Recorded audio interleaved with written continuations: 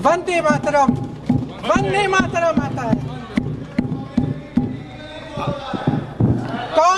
कांग्रेस के हर एक अधिवेशन में 1905 से लेकर आज तक सामूहिक तौर पर वंदे मातरम गाया जाता है। आपके अधिवेशनों में गाया जाता है कि नहीं, ये बताइए। सोमवार को संसद में प्रियंका गांधी तथ्यों के आधार पर बोल रही थी। प्रियंका के बोलते समय सभापति ओम बिरला का चेहरा सूखा पड़ रहा था। कुछ मौके पर ओम बिरला ने प्रियंका के बोलने में दखल भी दिया, परंतु मुस्कुराते हुए प्रियंका तथ्यों पर आ गई।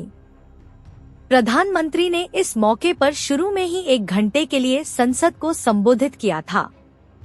प्रियंका गांधी ने अपने भाषण में कहा कि कांग्रेस अधिवेशन में 1905 से ही वंदे मातरम गाया जाता है। उन्होंने कहा कि संविधान सभा में श्यामा प्रसाद मुखर्जी की उपस्थिति में अंबेडकर, नेहरू, पटेल, नरेंद्र देव इत्यादि नेताओं ने वंदे मातरम के अंश को राष्ट्रगीत घोषित किया था।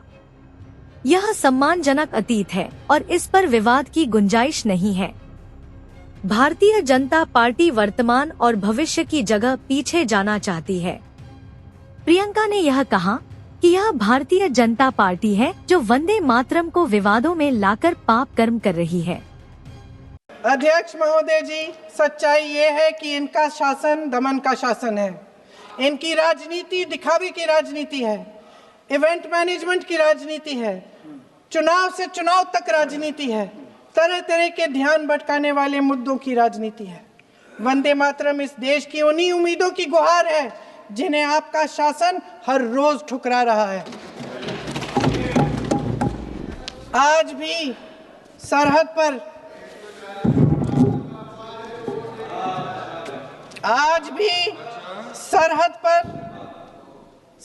पर जवान जब दुश्मन का सामना करता है तो उसकी छाती में वंदे मातरम गूंजता है। आज भी जब हमारा खिलाड़ी अंतर्राष्ट्रीय खेलों में जाता है तो उसके दिल की धड़कन में वंदे मातरम होता है।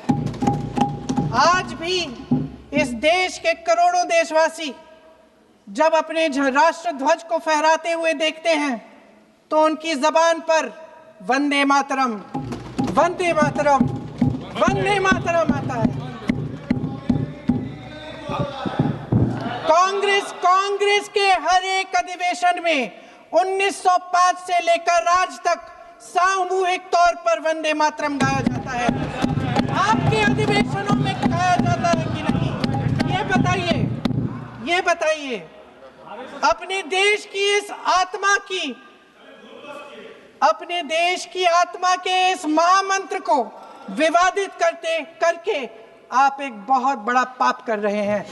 इस पाप में कांग्रेस पार्टी शामिल नहीं होगी।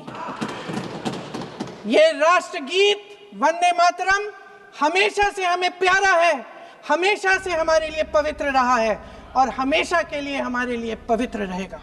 सत्ता पक्ष और प्रतिपक्ष के आपसी विवाद का यह रूप है कि वंदे मातरम जैसा गीत भी 150वीं वर्षगांठ के समय विवादों में चला गया। प्रियंका गांधी ने और कांग्रेस ने भी यह लिस्ट निकाली है कि इस मौके पर प्रधानमंत्री ने नेहरू का कितनी दफा नाम लिया और कांग्रेस का कितनी दफा नाम लिया।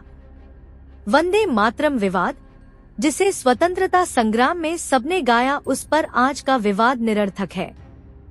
प्रियंका गांधी ने जानकारी दी कि 1875 में बंकिम चंद्र द्वारा वंदे मातरम गीत का 2 स्टैंजा लिखने से शुरू होकर 1882 में आनंद मठ उपन्यास के समय और फिर 1895 में कांग्रेस अधिवेशन में वंदे मातरम की क्रोनोलॉजी बताई।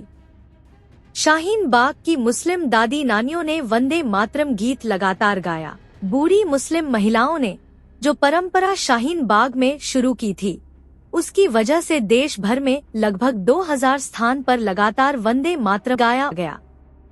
बंकिम चंद्र के उपन्यास आनंद मठ का यह गीत भारतीय स्वतंत्रता संग्राम का गीत बनकर बराबर दोहराया जाता था। प्रियंका ने भी कहा कि कांग्रेस के हर अधिवेशन में सभी लोग समूह में वंदे मातरम गाते हैं। आनंदमठ के लेखक बंकिम चंद्र ने उस समय मुस्लिम शासकों के आक्रांत व्यवहार के खिलाफ हिंदू सन्यासियों के उभार पर एक बहुचर्चित उपन्यास लिखा था।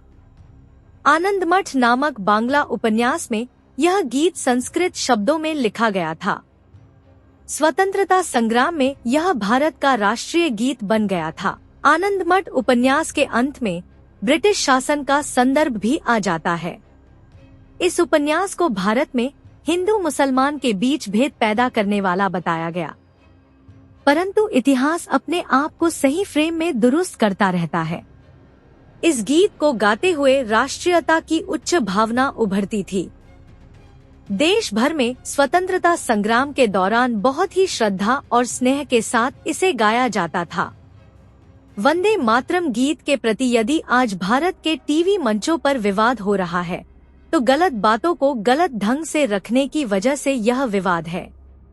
एक तर्क यह आता है कि मुसलमान अल्लाह ताला के बाद किसी का जयकारा नहीं करते, जबकि दुनिया भर में मुसलमान अपने देश का जय गान करते हैं। दुनिया भर के खिलाड़ी एक दूसरे देश के राष्ट्रगान का सम्मान करते हैं। एक देश का राजनेता अपने देश का गीत गाता है और दूसरे देश का भी गीत गाता है। स्वतंत्रता संग्राम के दरमियान मुसलमान ने और हिंदुओं ने यानी सब ने मिलकर भारत माता की जय का नारा लगाया है। इस समय किसी मुस्लिम कट्टरपंथी के किसी वक्तव्य का कोई महत्व नहीं है, और इसलिए भी नहीं है कि मुख्य मुस्लिम समाज उसकी महिलाएं और पुरुष इन विवादों में नहीं जाना चाहते हैं। परंतु लोकसभा में वंदे मातरम गीत के 150 वर्ष को समारोह पूर्वक मनाया गया।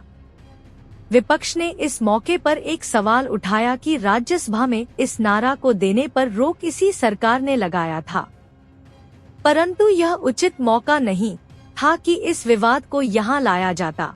आज हम अपने राष्ट्रगीत पर बहस कर रहे हैं, लेकिन हमारा राष्ट्रगान भी एक कविता का एक अंश ही है, एक लंबी कविता का एक अंश है।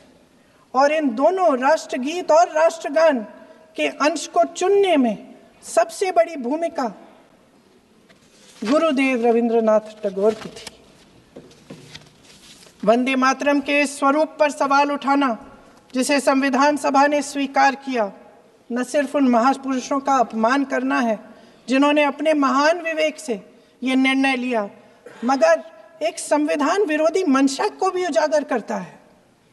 क्या सत्ता पक्ष के हमारे साथी इतने अहंकारी हो गए हैं कि अपने आप को महात्मा गांधी जी से, रविंद्रनाथ टैगोर जी से, राजेंद्र प्रसाद जी से, बाबा साहब अम्बेडकर जी से, मौलाना आजाद जी से, सरदार पटेल जी से, सुभाष चंद्र बोस जी से बड़ा समझने लग गए हैं?